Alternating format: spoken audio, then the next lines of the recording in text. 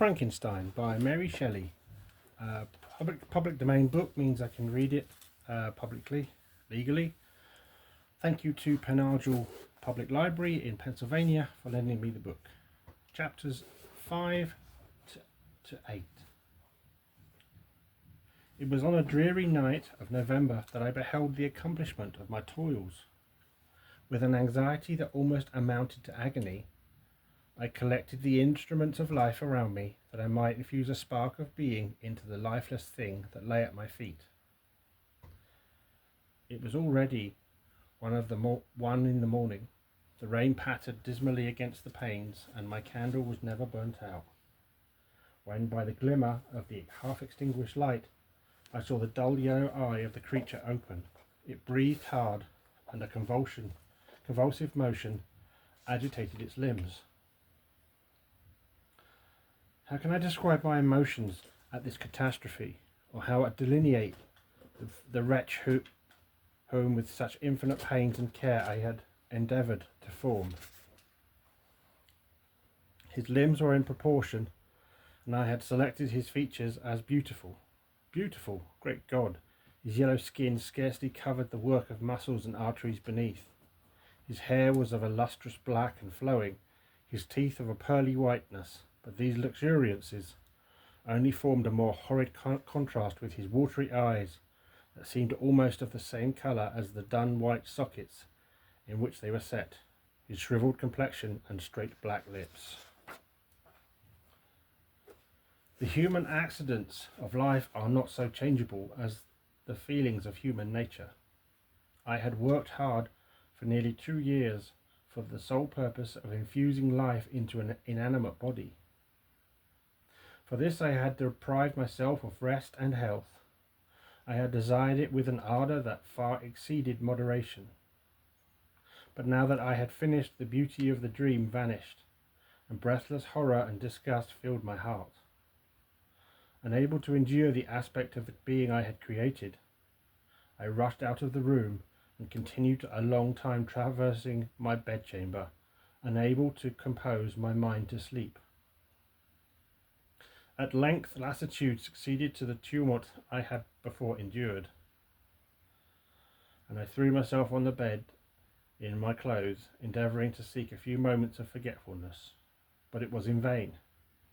I slept indeed, but I was disturbed by the wildest dreams. I thought I saw Elizabeth in the bloom of health walking in the streets of Ingolstadt. Delighted and surprised, I embraced her, but as I imprinted the first kiss on her lips, they became livid with the hue of death. Her features appeared to change, and I thought that I held the corpse of my dead mother in my arms. A shroud enveloped her form, and I saw the grave worms crawling in the folds of the flannel. I started from my sleep with horror. A cold dew covered my forehead. My teeth chattered and every limb became convulsed, when by the dim and yellow light of the moon, as it forced its way through the window shutters, I beheld the wretch, the miserable monster whom I had created.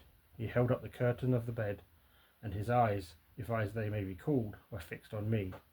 Apologise, folks, I've got someone working on the outside of the house. I thought they were done, but they're not. So if there's any external noise, forgive me.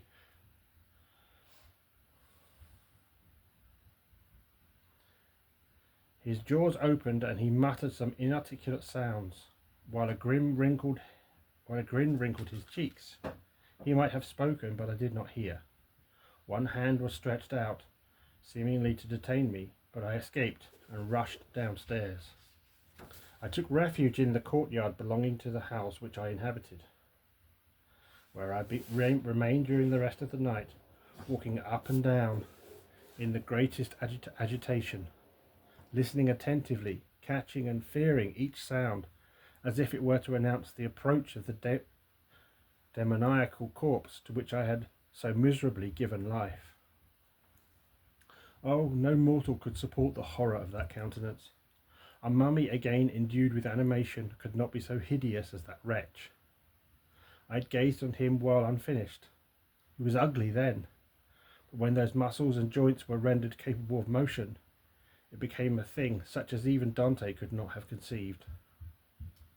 I passed the night wretchedly. Sometimes my pulse beat so quickly and hardly that I felt the palpitation of every artery. At others, I nearly sank to the ground through languor and extreme weakness. Mingled with this horror, I felt the bitterness of disappointment. Dreams that had been my food and pleasant rest for so long a space were now become a hell to me, and the change was so rapid, the overthrow so complete. Morning, dismal and wet, at length dawned and discovered to my sleepless and aching eyes the church of Ingolstadt, its white steeple and clock which indicated the 6th hour. The porter opened the gates of the court, which had that night been my asylum, and I issued into the streets, pacing them with quick steps, as if I ought to avoid the wretch whom I feared every turning of the street would present to my view. I did not dare return to the apartment which I inhabited, but felt impelled to hurry on, although drenched by the rain which poured from a black and comfortless sky. I continued walking in this manner for some time, endeavouring by bodily exercise to ease the load that weighed upon my mind. I traversed the streets without any clear conception of where I was or what I was doing.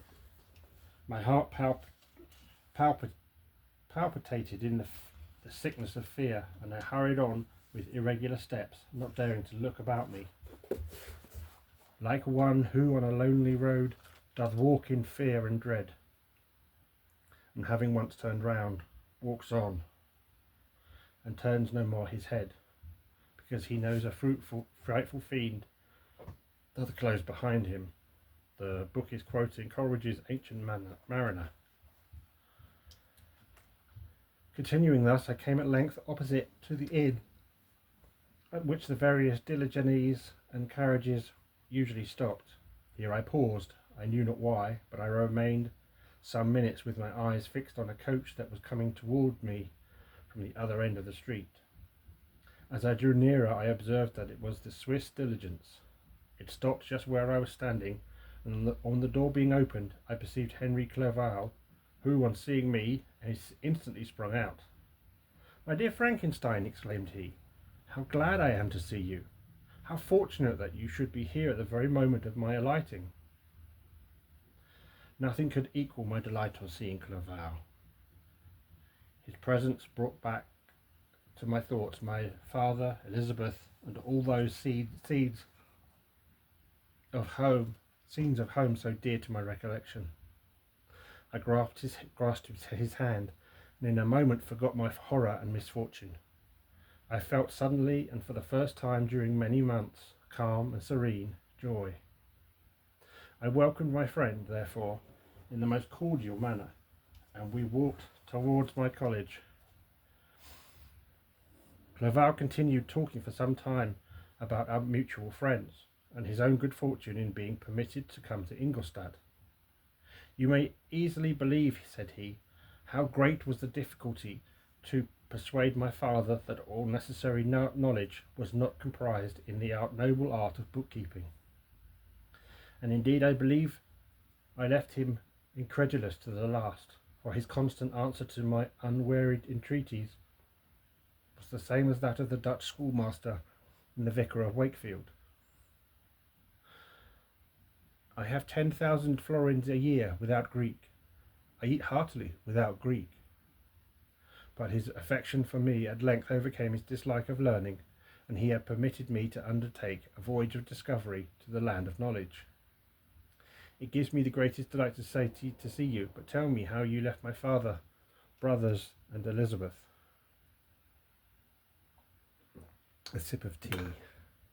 "Very well, I'm very happy, only a little uneasy that they hear from you so seldom. By the by, I mean to lecture you a little upon their account myself. But, my dear Frankenstein," continued he, stopping short and gazing full in my face, "I did not before remark how very ill you appear, so thin and pale. You look as if you had been watching for several nights. You have guessed right. I have lately been so deeply engaged in one occupation that I have not allowed myself sufficient rest, as you see. But I sincerely hope, that all these employments are now at an end, and that I am at length free. I trembled excessively. I could not endure to think of, and far less to allude to, the occurrences of the preceding night. I walked with a quick pace, and we soon arrived at my college. I then reflected, and the thought made me shiver, that the creature whom I had left in my apartment might still be there, alive and walking about. I dreaded to behold this monster, but I feared still more that Henry should see him. Entreating him, therefore, to remain a few minutes at the bottom of the stairs, I darted up towards my own room. My hand was already on the lock of the door before I recollected myself. I then paused, and a cold shivering came over me. I threw the door forcibly open, as children are accustomed to do when they expect a spectre to stand in waiting for them on the other side, but nothing appeared. I stepped fearfully in. The apartment was empty, and my bedroom was also freed from its hideous guest. I could hardly believe that so great a good fortune could have befallen me, but when I became assured that my enemy had indeed fled, I clapped my hands for joy and ran down to Clerval.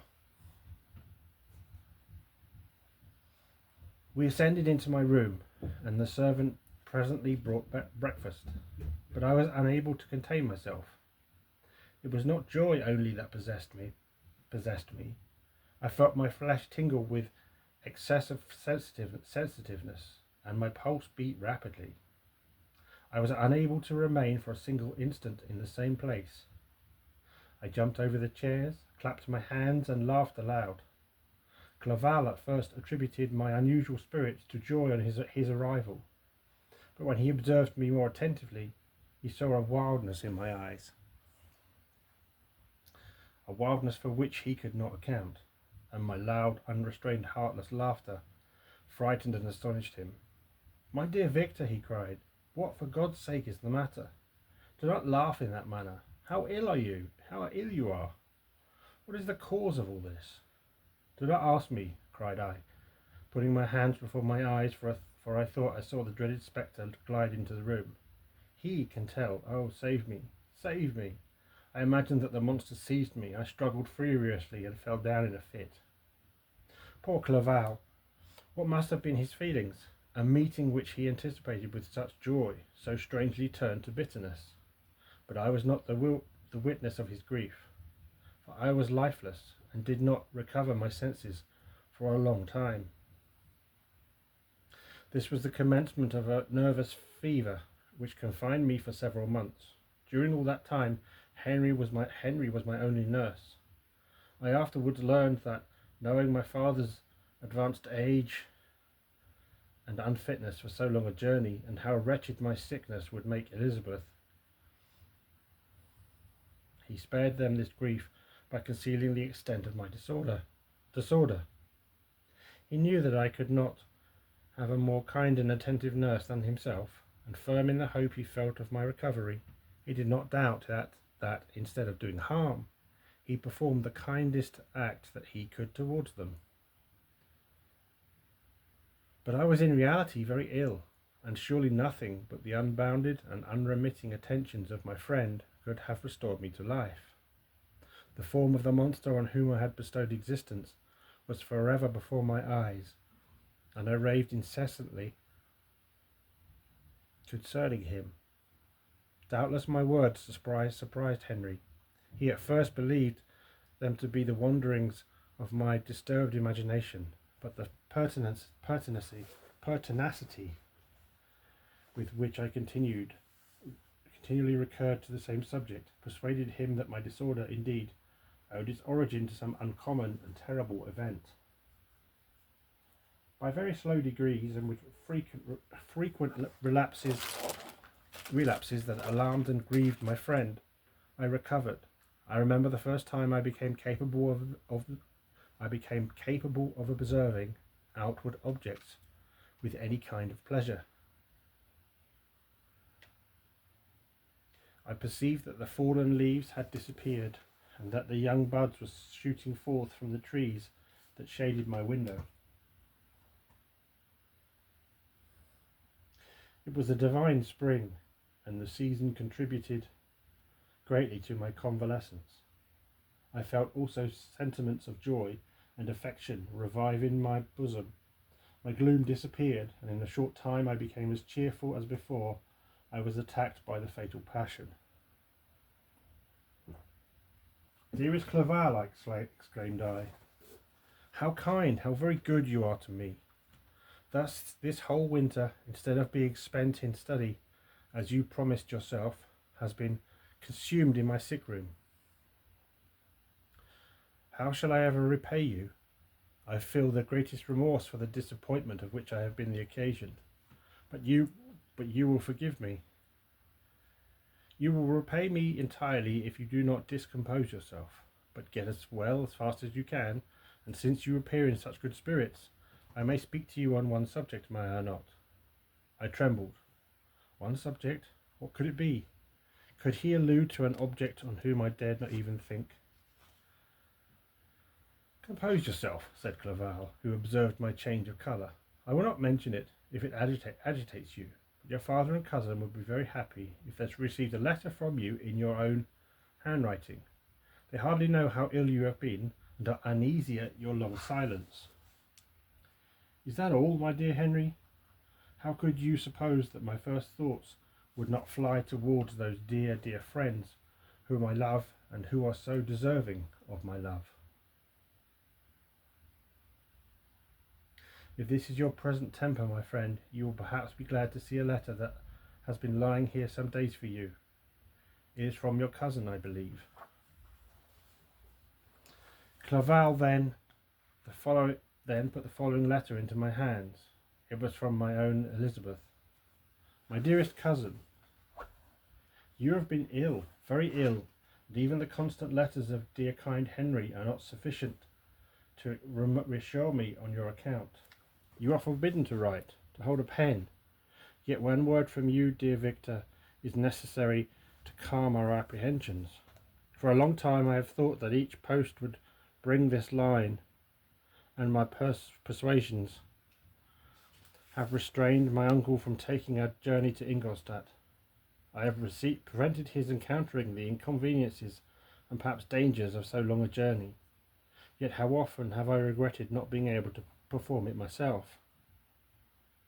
I figure to myself that the task of attending on your sick bed has devolved on some mercenary old nurse, who could never guess your wishes, nor minister to them with the care and affection of your poor cousin. Yet that is over now. Clerval writes that indeed you are getting better. I eagerly hope that you will confirm this intelligence soon in your own handwriting.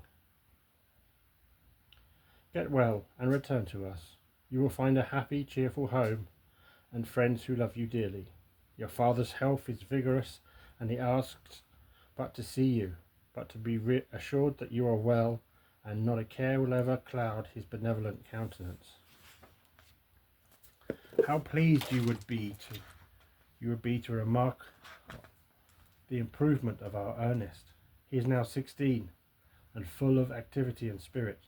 He is desirous to be a true Swiss, and to enter into foreign service, but we cannot part with him, at least until his elder brother returns to us.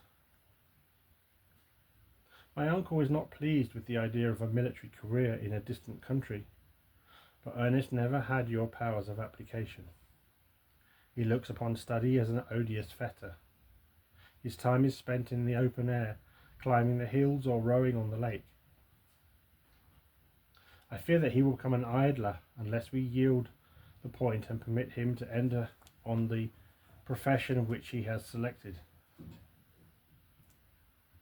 Little alteration, except the growth of our dear children, has taken place since you left us.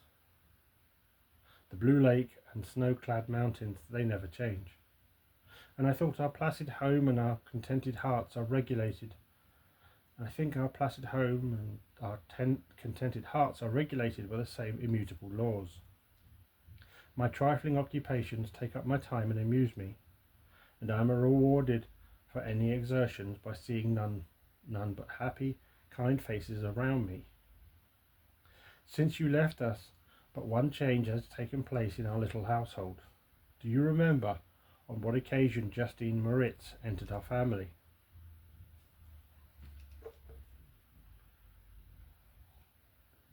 A sip of tea. Perhaps you do not. Perhaps you do not.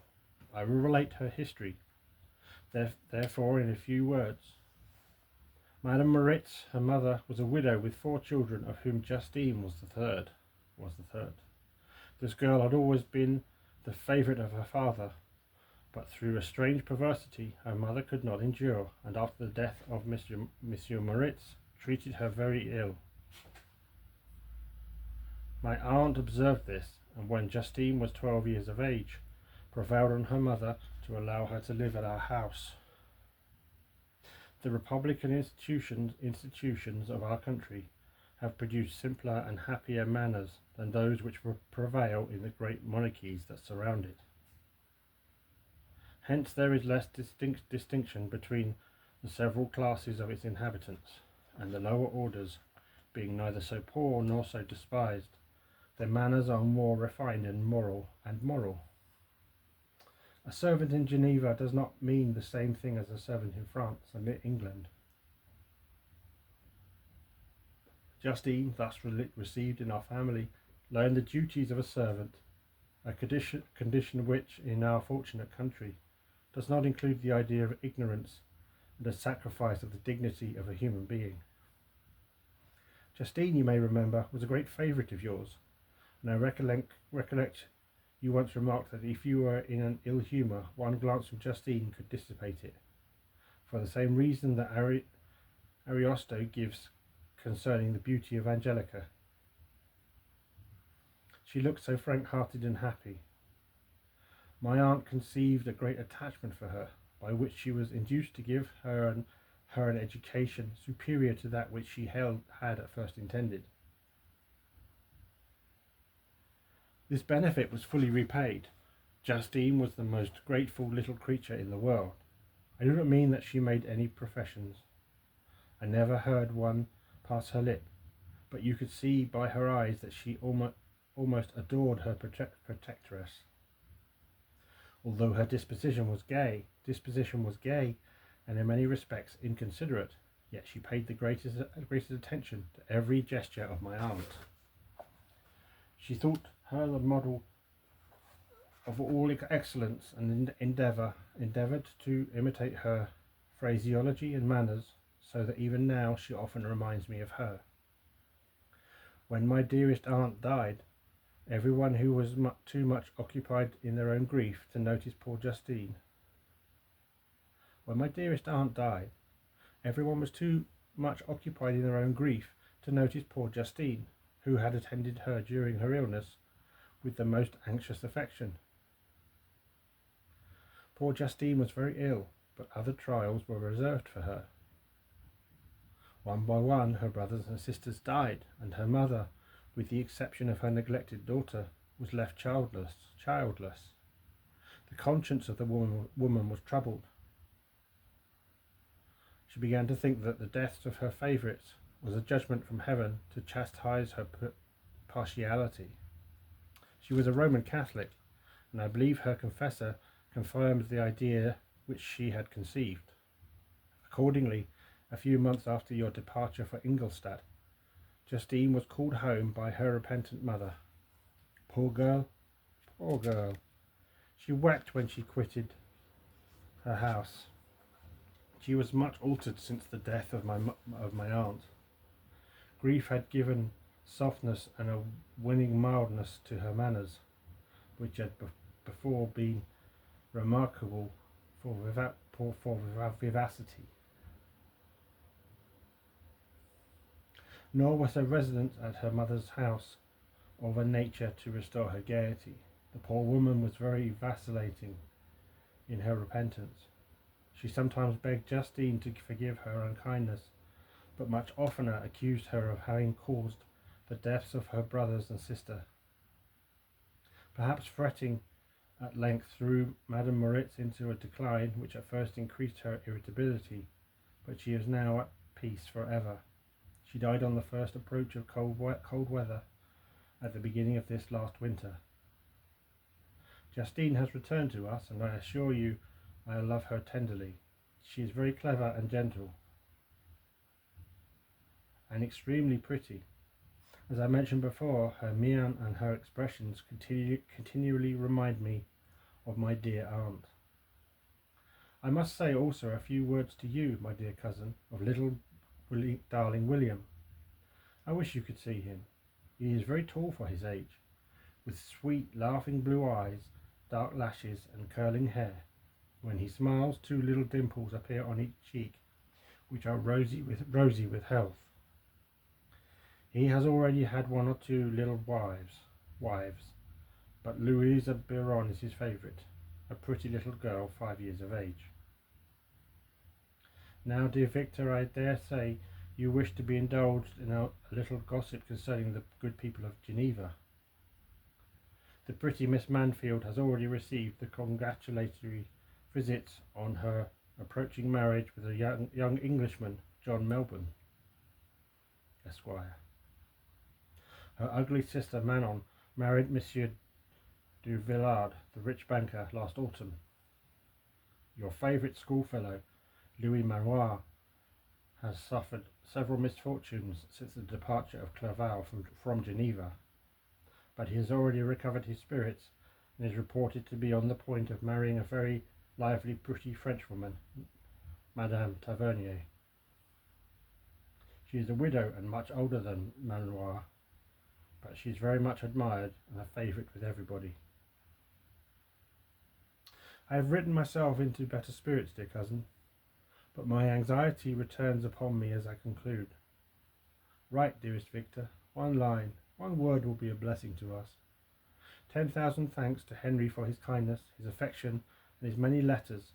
We are sincerely grateful. Adieu, my cousin. Take care of yourselves, and I entreat you write.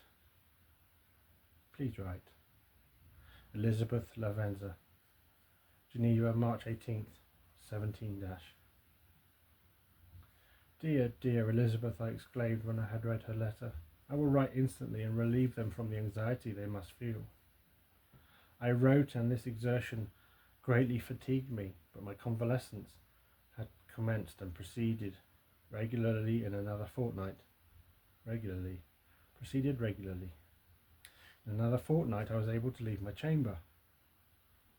One of my first duties on my recovery was to introduce Clerval to the several professors at the university.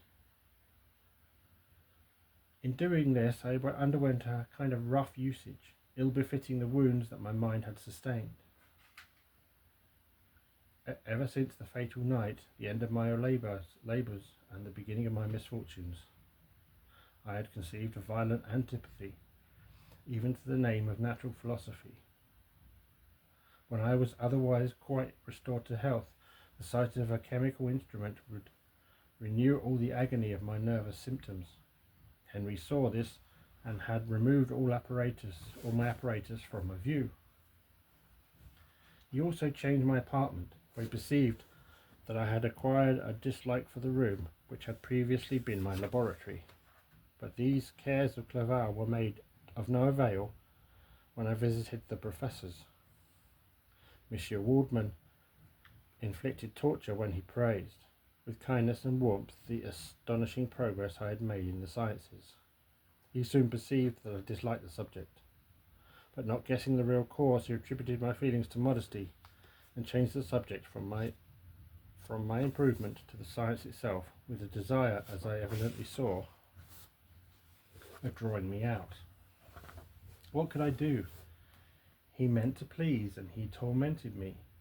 I felt as if he had placed carefully, one by one, in my view, those instruments which were to be afterwards used in putting me to a slow and cruel death.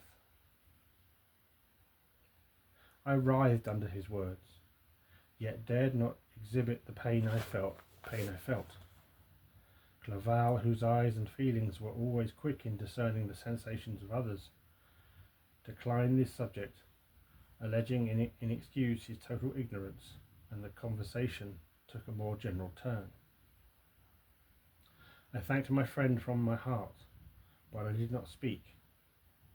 I saw plainly that he was surprised, but he never attempted to draw my secret from me, and although I loved him with a mixture of affection and reverence that knew no bounds, yet I could never persuade myself to confide to him that event which was so often present to my recollection, but which I feared the detail to another would only impress more deeply. Monsieur Krempe was not equally docile, and in my condition at that time of almost insupportable sensitiveness, his harsh, blunt encomiums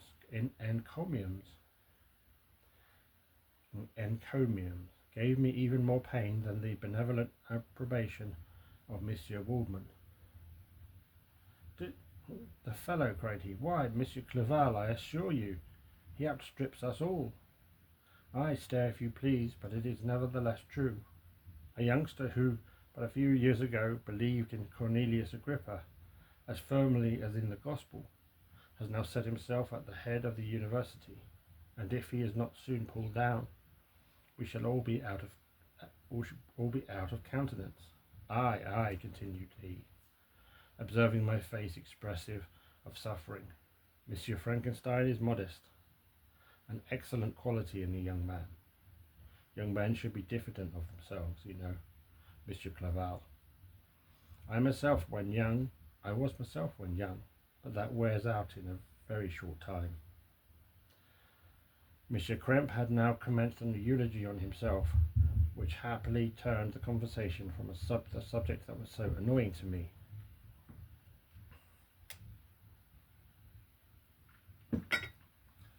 Clerval had never sympathized in my tastes for natural science, and his literary pursuits diffused wholly from those which had occupied me. He came to the university with the design of making himself complete master of the Oriental languages, as thus he should open a field for the plan of life he had marked out for himself. Resolved to pursue no inglorious career, he turned his eye toward the east as affording scope for his spirit of enterprise. The Persian, Arabic, and Sanskrit languages engaged his attention, and I was easily induced to enter in the same studies. Idleness had never been irksome to me, and now that I wished to fly from recollection and hated my former studies, I felt great relief in being the fellow pupil with my friend, and found not only instruction but consolation in the works of the Orientalists. I did not, like him, attempt a critical knowledge of their dialects, for I did not contemplate making any other use of them than temporary amusement. I read merely to understand their meaning, and they well repaid my hours. Their melancholy is soothing, and their joy elevating to a degree I never experienced in studying the authors of any other country. When you read their writings, life appears to consist in a warm sun and a garden of roses, in the smiles and frowns of a fair enemy, and the fire that consumes your own heart. How different from the manly and heroic poetry of Greece and Rome. Summer passed away in those occupations, and my return to Geneva was fixed for the latter end of autumn. But being delayed by several accidents, winter and snow arrived. The roads were deemed impassable, and my journey was retarded until the ensuing spring. I felt this delay very bitterly, for I longed to see my native town and my beloved friends. My return had only been delayed so long from an unwillingness to leave Clerval in a strange place before he had become acquainted with any of its inhabitants. The winter, however, was spent cheerfully, and although the spring was uncommonly late, when it came its beauty compensated for its dilatoriness. The month of May had already commenced, and I expected the letter daily which was to fix the date of my departure, when Henry proposed a pedestrian tour in the environs of Ingolstadt, that I might bid a personal farewell to the country I had so long inhabited. I acceded with pleasure to this proposition. I was fond of exercise, and Clerval had always been my favourite companion in the rambles of this nature that I had taken among the scenes of my native country. We passed a fortnight in these perambulations. My health and spirits had long been restored, and they gained additional strength from the salubrious air I breathed. The natural incidents of our progress and the conversations of my friend. Study had before secluded me from the intercourse of my fellow creatures, and rendered me unsocial, but Clerval called forth the better feelings of my heart. He again taught me to love the aspect of nature and the cheerful faces of children. Excellent friend, how sincerely did you love me, and endeavour to elevate my mind until it was on a level with your own. A selfish pursuit had cramped and narrowed me, until your gentleness and affection warmed and opened my senses. I became the same happy creature who a few years ago loved and beloved by all, had no sorrow or care. When happy inanimate nature had the power of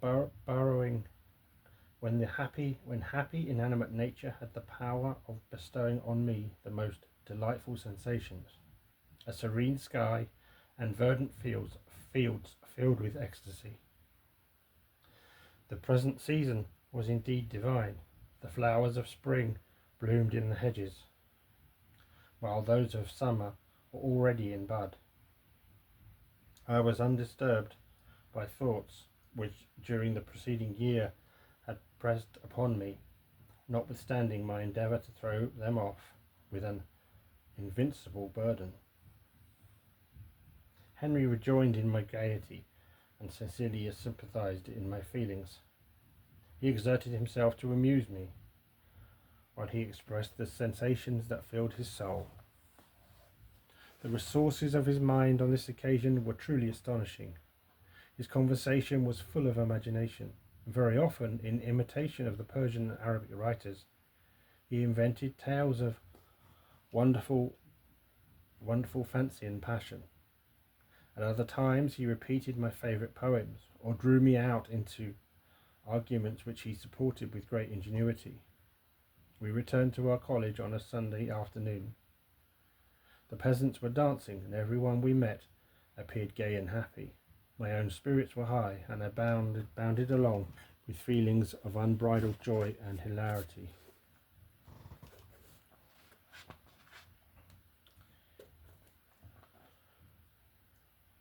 Chapter 7. On my return, I found the following letter from my father. My dear Victor, you have probably waited impatiently for a letter to fix the date of your return to us, and I was at first tempted to write only a few lines, merely mentioning the day on which I should expect you. But that would be a cruel kindness, and I dare not do it. What would be your surprise, my son, when you expected a happy and glad welcome, to behold, on the contrary, tears and wretchedness? And how, Victor, can I relate our misfortune? Absence cannot have rendered you callous to our joys and griefs. And how shall I inflict pain on my long absent son?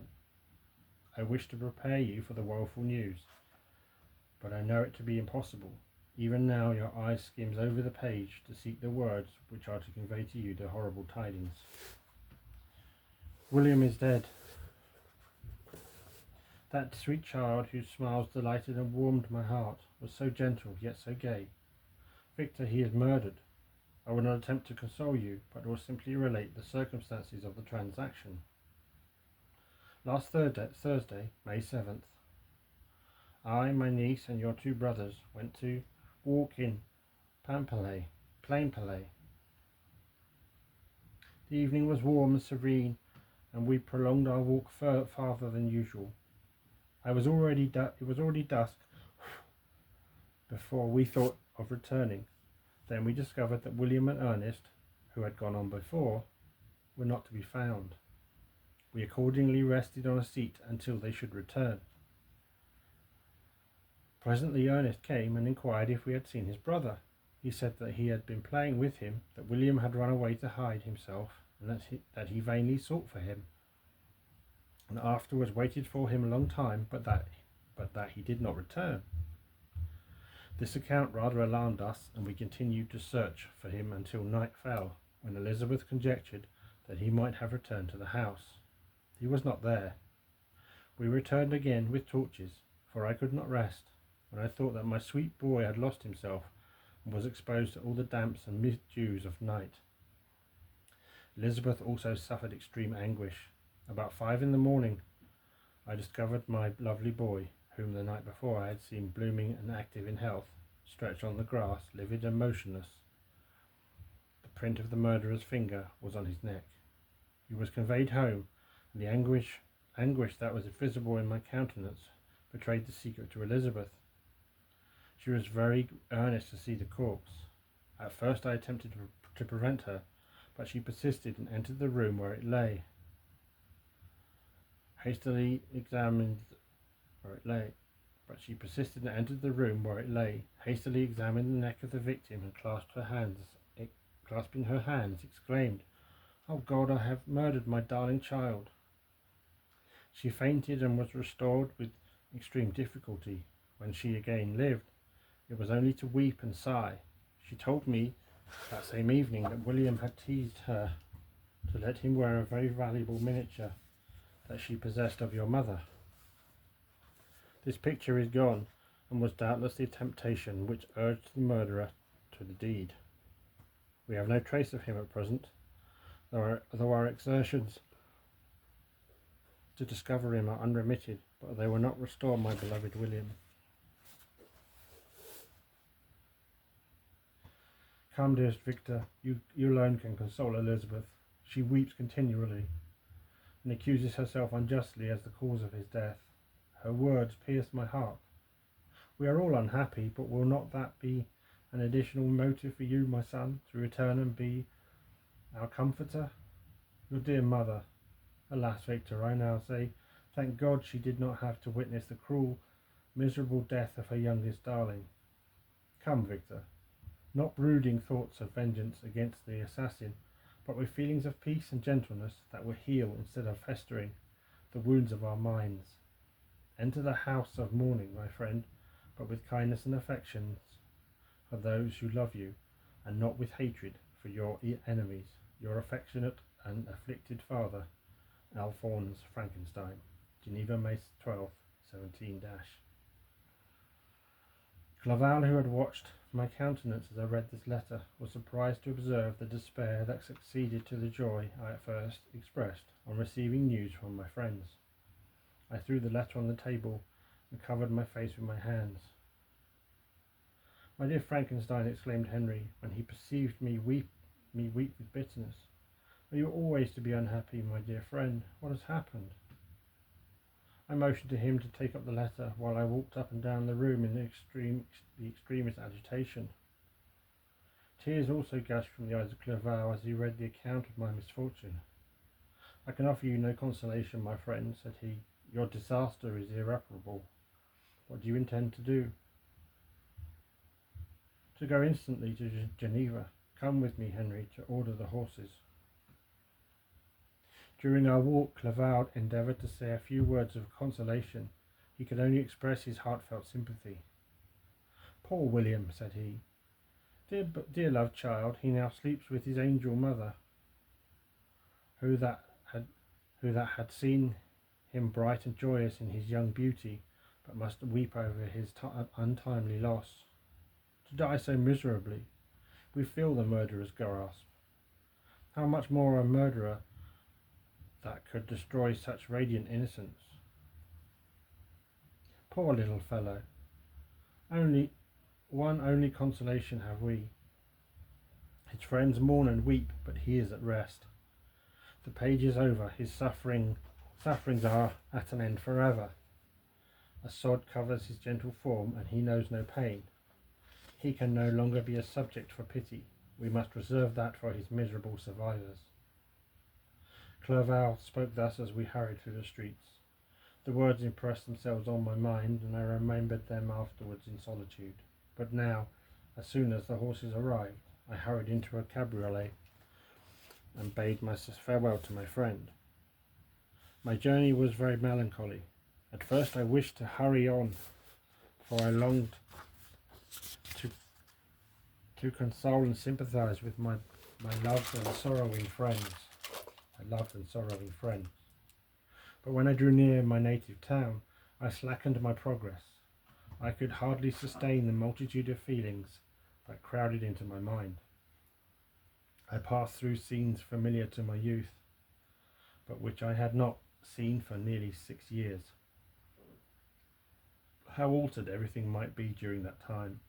One sudden and desolating change had taken place, but 1,000 little circumstances might have by degree worked other alterations, which, although they were done more tranquilly, might not be the less decisive. Fear overcame me. I dared not advance, dreading 1,000 nameless evils that made me tremble, although I was unable to define them. I remained 2 days at Lausanne in this painful state of mind. I contemplated the lake. The waters were placid, all around was calm, and the snowy mountains. The palaces of nature were not changed. By degrees the calm and heavenly scene restored me, and I continued my journey towards Geneva. A road ran by the side of the lake, which became narrower as I approached my native town. I discovered more distinctly the black sides of Jura and the bright summit of Mont Blanc. I wept like a child.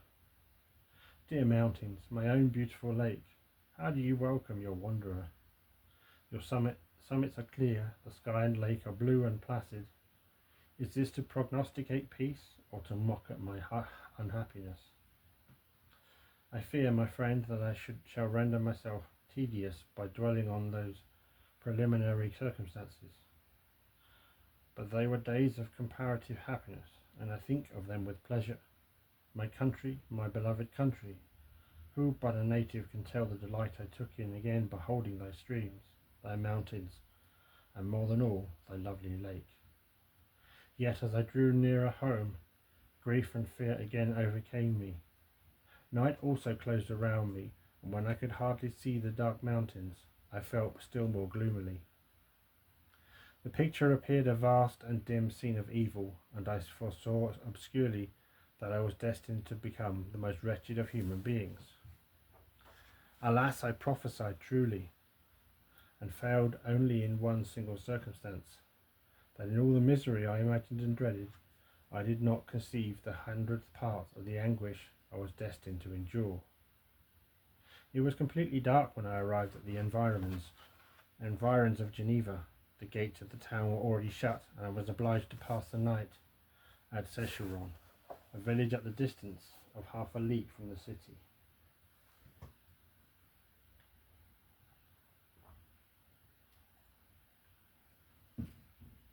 The sky was serene, and as I was unable to rest, I resolved to visit the spot where my poor William had been murdered. As I could not pass through the town, I was obliged to cross the lake in a boat to arrive at Plain Palais. During this short voyage, I saw the lightning playing on the summit of Mont Blanc in the most beautiful figures.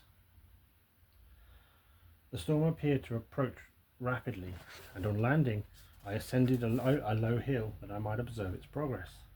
It advanced, the heavens were clouded, and soon I felt the rain coming slowly in large drops, but its violence quickly increased. I quitted my seat and walked on, although the darkness and storm increased every minute, and the thunder burst with a terrific crash over my head. It was echoed from Saleve, the Juras and the Alps of Savoy. Vivid flashes of lightning dazzled my eyes, illuminating the lake, making it appear like a vast sheet of fire. Then for an instant everything seemed of a pitchy darkness until the eye recovered itself from the preceding flash. The storm, as is so often the case in Switzerland, appeared at once in various parts of the heavens. The most violent storm hung exactly north of the town, over the part of the lake which lies between the promontory of Bellerive and the village of Copay. Another storm enlightened Jura with faint flashes, and another darkened and sometimes disclosed the Mole, a peaked mountain to the east of the lake.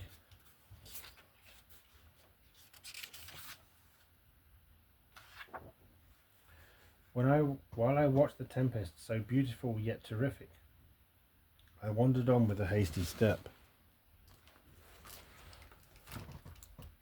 This noble war in the sky elevated my spirits. I clasped my hands and exclaimed aloud, "William, dear angel, this is thy funeral, this thy dirge."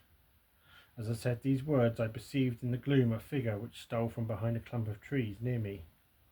I stood fixed, gazing intently.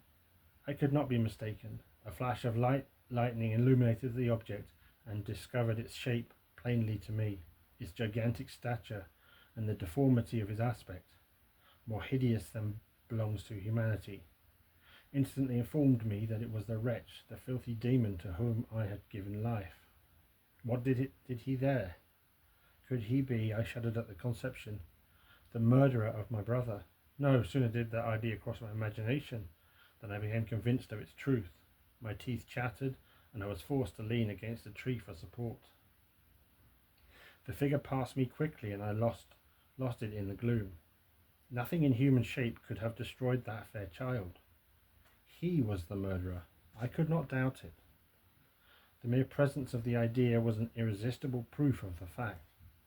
I thought of pursuing the devil, but it would have been in vain, for another flash discovered him to me hanging around the rocks of the nearest perpendicular ascent of Mont Saliev, a hill that bounds Plain Palais on the south.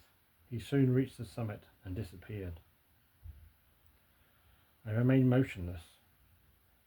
The thunder ceased, but the rain still continued, and the scene was enveloped in an impenetrable darkness. I resolved in my mind the events which I had until now sought to forget.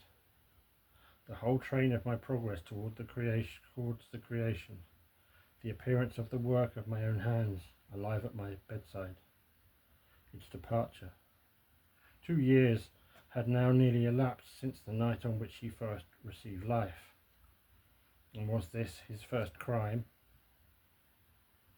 Alas, I had turned loose into the world, a depraved wretch whose delight was in carnage and misery. Had he not murdered my brother? No one can conceive the anguish I suffered during the remainder of that night, which I spent cold and wet in the open air. But I did not feel the inconvenience of the weather. My imagination was busy in scenes of evil and despair. I considered the being whom I had cast among humankind and endowed with the will and power to effect in the light of my own vampire,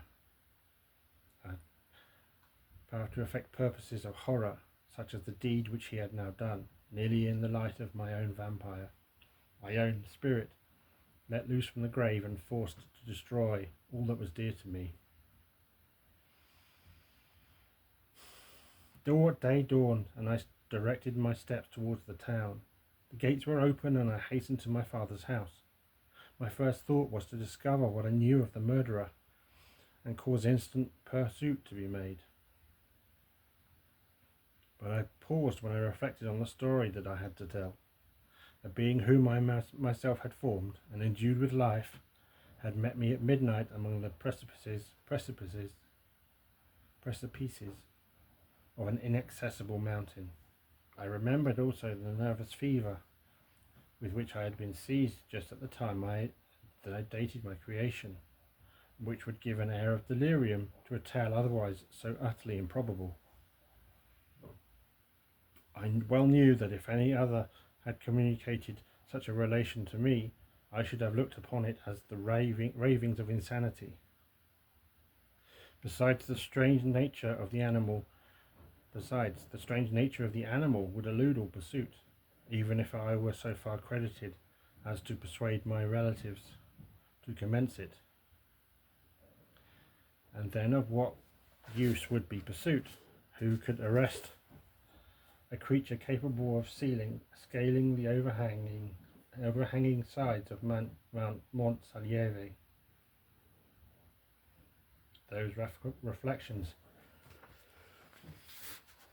Those reflections determined me, and I resolved to remain silent. It was about 5 a.m. when I entered my father's house. I told the servants not to disturb the family, and went into the library to attend their usual hour of rising. 6 years had elapsed, passed as a dream, but for one indelible trace, and I stood in the same place where I had last embraced my father before my departure for Ingolstadt.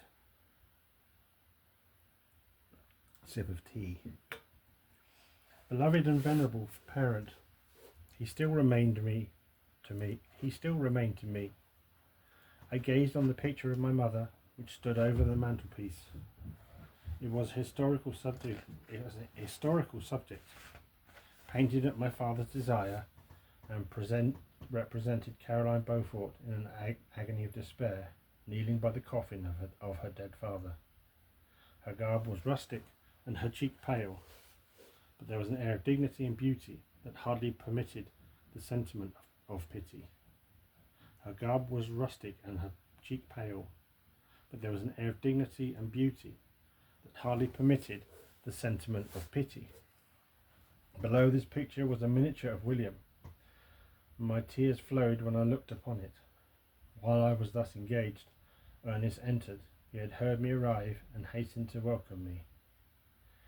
He expressed a sorrowful delight to see me. "Welcome, my dearest Victor," said he. "I wish you had come 3 months ago, for then you would have found us all joyous and delighted. You come to us now to share a misery which nothing can alleviate. Yet your presence will, I hope, revive our father, who seems sinking under his misfortune, and your persuasions will induce poor Elizabeth to cease her vain and tormenting self-accusations. Poor William! He was our darling and our pride." Tears unrestrained fell from my brother's eyes. A sense of mortal agony crept over my frame. Before I had only imagined the wretchedness of my desolated home. The reality came on me as a new and not less terrible disaster. I tried to calm Ernest. I inquired more minutely concerning my father, and her I named my cousin. "She most of all," said Ernest, "requires consolation. She accused herself of having caused the death of my brother, and that made her very wretched. But since the murderer has been discovered, murderer discovered? Good God, how can that be? Who could attempt to pursue him? It is impossible. One might as well try to overtake the winds, or confine a mountain stream with a straw. I saw him too. He was free last night." "I do not know what you mean," replied my brother in accents of wonder. "But to us the discovery we have made completes our misery. No one would believe it at first, and even now Elizabeth will not be convinced, notwithstanding all the evidence. Indeed, who would credit that Justine Moritz, who was so amiable and fond of all the family, could suddenly become capable of so frightful, so appalling a crime?" "Justine Moritz? Poor girl! Is she the accused? But it is wrongfully. Everyone knows that. No one believes it, surely, Ernest?" "No one did at first, but several circumstances came out that have almost forced conviction upon us, and her own behaviour has been so confused as to add to the evidence of facts a weight that, I fear, leaves no hope for doubt. But she will be tried today, and you will then hear all. He related that the morning on which the murder of poor William had been discovered, Justine had taken ill and confined to her bed for several days. During this interval, one of the servants, happening to examine the apparel she had worn on the night of the murder, had discovered in her pocket the picture of my mother, which had been judged to be the temptation of the murderer. The servant instantly showed it to one of the others, who, without saying a word to any of the family, went to a magistrate, and upon their disposition, Justine was apprehended. On being charged with the fact, the poor girl confirmed the suspicion in a great measure by her extreme confusion of manner. This was a strange tale, but it did not shake my faith, and I replied earnestly, "You are all mistaken. I know the murderer, Justine. Poor, good Justine is innocent." At that instant my father entered. I saw unhappiness deeply impressed on his countenance, but he endeavoured to welcome me cheerfully, and after we had exchanged our mournful greetings, would have introduced some other topic than that of our disaster, had not Ernest exclaimed, "Good God, Papa, Victor says that he knows who was the murderer of poor William." "Poor William." "We do also, unfortunately," replied my father, "for indeed I had rather have been forever ignorant than have discovered so much depravity and ingratitude in one I valued so highly." "My dear father, you are mistaken. Justine is innocent. If she is, God forbid that she should suffer as guilty. She is to be tried today, and I sincerely hope that she will be acquitted." This speech calmed me. I was firmly convinced in my own mind that Justine, and indeed every human being, was guiltless of this murder. I had no fear, therefore, that any circumstantial evidence could be brought forward strong enough to convict her. My tale was not one to announce publicly. Its astounding horror would be looked upon as madness by the vulgar. Did any one indeed exist except I, the Creator, who would believe, unless his senses convinced him, in the existence of the living monument of presumption and rash ignorance which I had let loose upon the world? We were soon joined by Elizabeth. Time had altered her since I had last beheld her. It had endowed her with loveliness surpassing the beauty of her childish years. There was the same candour, the same vivacity, but it was allied to an expression more of sensibility and intellect. She welcomed me with the greatest affection. "Your arrival, my dear cousin," said she, "fills me with hope. You perhaps will find some means to justify my poor guiltless Justine. Alas, who is safe, if she could be convicted of crime? I rely on her innocence as certainly as I do upon my own. Our misfortune is doubly hard to us. We have not only lost that lovely darling boy, but this poor girl, whom I sincerely love, is to be torn away by even a worse fate. If she is condemned, I shall never know joy more. But she will not, I am sure she will not, and then I shall be happy again, even after the sad death of my little William." "She is innocent, my Elizabeth," said I, "and that shall be proved. Fear nothing. Let your spirits be cheered by the assurance of her acquittal. How kind and generous you are! Everyone believes in her guilt, and that made me wretched, for I knew that it was impossible, and to see everyone else prejudiced in so deadly a manner rendered me hopeless and despairing." She wept. "Dearest niece," said my father, "dry your tears. If she is, as you believe, innocent, rely on the justice of our laws and the activity with which I shall prevent the slightest shadow of partiality." We passed a few sad hours until 11 o'clock, when the trial was to commence. My father and the rest of the family being obliged to attend as witnesses, I accompanied them to the court.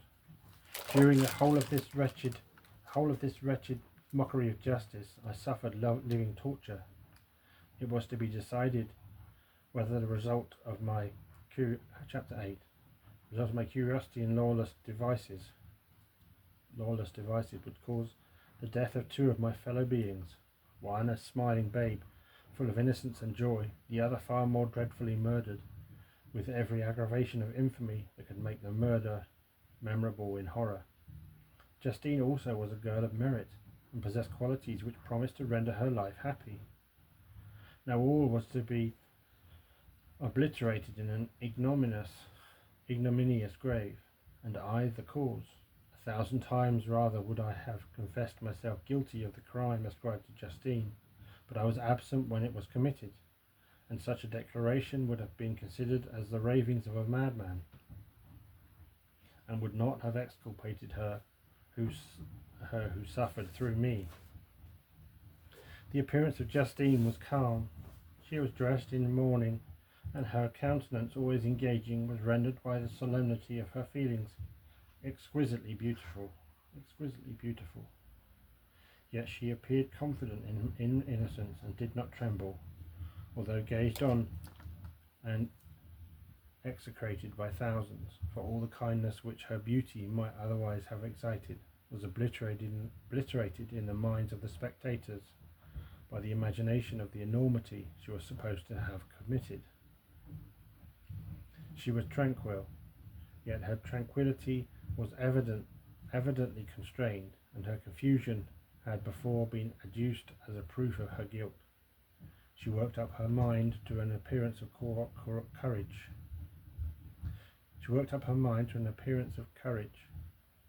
When she entered the court, she threw her eyes around it, and quickly discovered where we were seated. A tear seemed to dim her eye when she saw us, but she quickly recovered herself, and a look of sorrowful affection seemed to attest her utter guiltlessness. The trial began, and after the advocate against her had stated the charge, several witnesses were called. Several strange facts combined against her, which might have staggered anyone who had not such proof of her innocence as I had. She had been out the whole of the night on which the murder had been committed, and towards morning had been perceived by a market woman not far from the spot where the body of the murdered child had been afterwards found. The woman asked her what she did there, but she looked very strange, and only returned a confused and unintelligible answer. She returned to the house about 8 o'clock, and when one inquired where she had passed the night, she replied that she had been looking for the child, and demanded earnestly if anything had been heard concerning him. When shown the body, she fell into violent hysterics and kept her bed for several days. The picture was then produced, which the servant had found in her pocket, and when Elizabeth, in a faltering voice, proved that it was the same which, an hour before, the child had been missed, she had placed round his neck. The picture was then produced, which the servant had found in her pocket, and when Elizabeth, in a faltering voice, proved it was the same which, an hour before, the child had been missed, she had placed round his neck. A murmur of horror and indignation filled the court. Justine was called on for her defence. As the trial had proceeded, her countenance had altered. Surprise, horror, and misery strongly expressed. Sometimes she struggled with her tears, but when she was desired to plead, she collected her powers and spoke in an audible, almost variable voice. Although variable voice. God knows, she said, how entirely I am innocent, but I do not pretend that my protestations should acquit me. I rest my innocence on a plain and simple explanation of the facts which have been adduced against me, and I hope the character I have always borne will incline my judges to a favourable interpretation, where any circumstance appears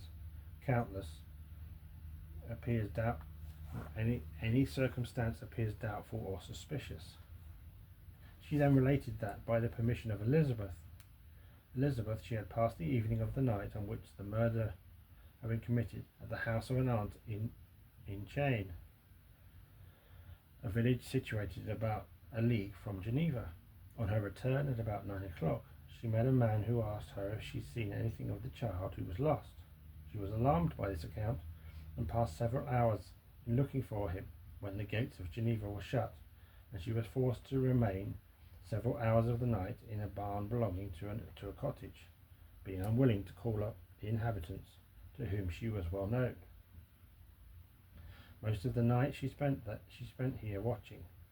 Towards the morning, she believed that she crept for a few most of the night she spent here watching. Towards morning, she believed that she slept for a few minutes. Some steps disturbed her, and she awoke. It was dawn, and she quitted her asylum, that she might again endeavour to find my brother. If she had gone near the spot where his body lay, it was without her knowledge. That she had been bewildered when questioned by the market woman was not surprising, since she had passed a sleepless night, and the fate of poor William was yet uncertain. Concerning the picture, she could give no account. I know, continued the unhappy victim, how heavily and fatally this one circumstance weighs against me, but I have no power of explaining it, and when I have expressed my utter ignorance, I am only left to conjecture concerning the probabilities by which it might have been placed in my pocket. But here I am also checked. I believe that I have no enemy on earth, and none surely would have been so wicked as to destroy me wantonly. Did the murderer place it there?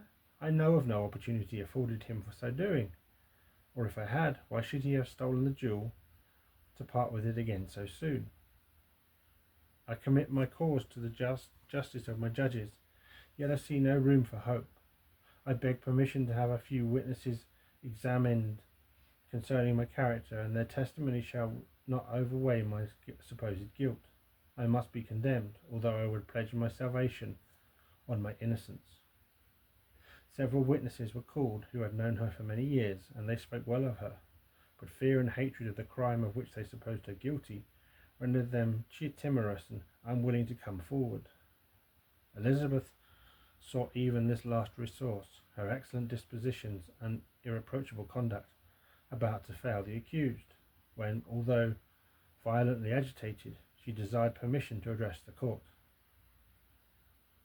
I am, said she, the cousin of the unhappy child who was murdered, or rather his sister, for I was educated by and have lived with his parents ever since and long before his birth. It may therefore be judged indecent of me to come forward on this occasion, but when I see a fellow creature about to perish through the cowardice of her pretended friends, I wish to be allowed to speak, that I may say what I know of her character. I am well acquainted with the accused. I have lived in the same house with her at one time for 5 and at another time for nearly 2 years. During all that period she appears to me the most amiable and benevolent of human creatures. She nursed Madame Frankenstein, my aunt, in her last illness with the greatest affection and care, and afterwards attended her own mother during a tedious illness in a manner that excited the admiration of all who knew her.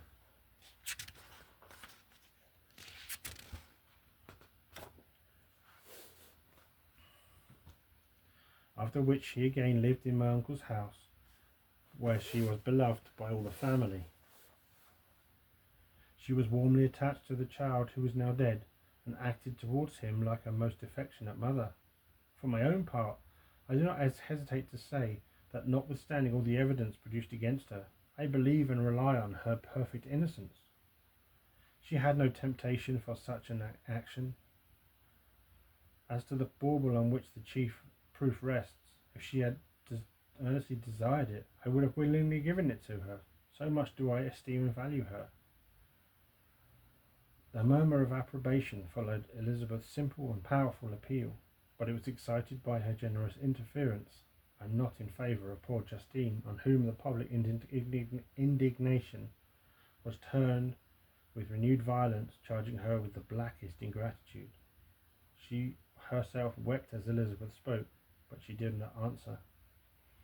My own agitation and anguish was extreme during the whole trial. I believed in her innocence. I knew it. Could the demon who had, I did not doubt for a minute, murdered my brother, also in his hellish sport, have betrayed the innocent to death and ignominy.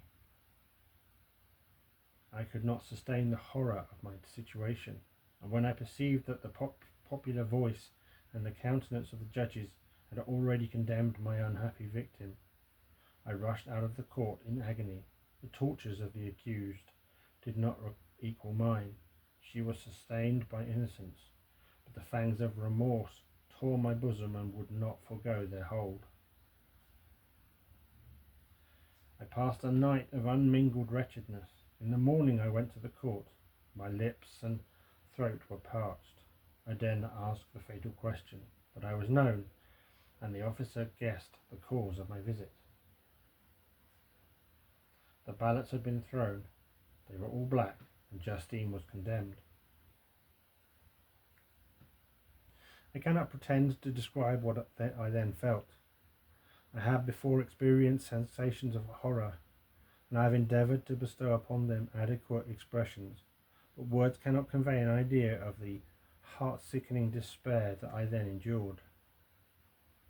The person to whom I addressed myself added that Justine had already confessed her guilt. That evidence, he observed, was hardly required in so glaring a case, but I am glad of it. Indeed, none of our judges like to condemn a criminal upon circumstantial evidence, be it ever so decisive. This was strange and unexpected intelligence. What could it mean? Had my eyes deceived me? Was I really as mad as the whole world would believe me to be? If I disclosed the object of my suspicions, and was I really as mad as the whole world believed me to be, if I disclosed the object of my suspicions? I hastened to return home, and Elizabeth eagerly demanded the result. My cousin, replied I, it is decided as you have expected. All judges had rather than 10 innocents should suffer. I'd rather that 10 innocents should suffer than the one guilty should escape. But she has confessed. This was a dire blow to Elizabeth, who had relied with firmness upon Justine's innocence. Alas, said she, how shall I ever again believe in human goodness? Justine, whom I loved and esteemed as my sister, how could she put on those smiles of innocence only to betray? Her mild eyes seemed incapable of any severity or guile, and yet she had committed a murder. Soon after we heard that the poor victim had expressed a desire to see my cousin. My father wished her not to go, but said that he left it to her own judgment and feelings to decide. A sip of tea. Yes, said Elizabeth, I will go, although she is guilty, and you, Victor, shall accompany me. I cannot go alone. The idea of this visit was torture to me, yet I could not refuse.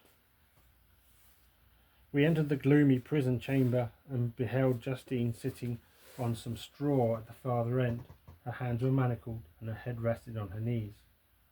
She arose on seeing us enter, and when we were left alone with her, she threw herself at the feet of Elizabeth, weeping bitterly. My cousin wept also.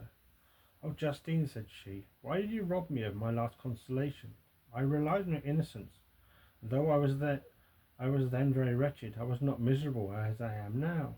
And do you also believe that I am so very, very wicked? Do you also join with my enemies to crush me, to condemn me as a murderer? Her voice was suffocated with sobs. Rise, my poor girl, said Elizabeth. Why do you kneel if you are innocent? I am not one of your enemies. I believe you guiltless, notwithstanding every evidence until I heard that you had yourself declared your guilt. That report, you say, is false, and be assured, dear Justine, that nothing can shake my confidence in you for a moment but your own confession. I did confess, but I confessed a lie. I confessed that I might obtain absolution, but now that falsehood lies heavier at my heart than all other sins. The God of heaven forgive me. Ever since I was condemned, my confessor has besieged me. He threatened and menaced until he till I almost began to think that I was the monster that he said I was. He threatened excommunication and hellfire in my last moments if I continued obdurate. Dear lady, I had none to support me. All looked on me as a wretch doomed to ignominy and perdition. What could I do? In an evil hour, I subscribed to a lie. Now only am I truly miserable. She paused, weeping, and then continued. I thought with horror, my sweet lady, that you should believe your Justine, whom your blessed aunt has so highly honoured, and whom you loved, was a creature capable of a crime which none but the devil himself could have perpetrated. Dear William, dearest blessed child, I shall soon see you again in heaven, where we shall be happy, and that consoles me, going as I am to suffer ignominy and death. Oh, Justine, forgive me for having for one moment distrusted you. Why did you confess? Do not mourn, dear girl, do not fear. I will prove your innocence. I will melt the stony hearts of your enemies by my tears and prayers. You shall not die. No, no, I never could survive so horrible a misfortune. Justine shook her head mournfully. I do not fear to die, she said. That pang is past. I leave a sad and bitter world, and if you remember me and think of me as one unjustly condemned, I am resigned to the fate awaiting me. Learn from me, dear lady, to submit in patience to the will of heaven. During this conversation, I had retired to a corner of the prison room, where I could conceal the horrid anguish that possessed me. I gnashed my teeth and ground them together, uttering a groan that came from my inmost soul. Justine started. When she saw who it was, she approached me and said, Dear sir, you are very kind to visit me. You, I hope, do not believe that I am guilty. I could not answer. No, Justine, said Elizabeth.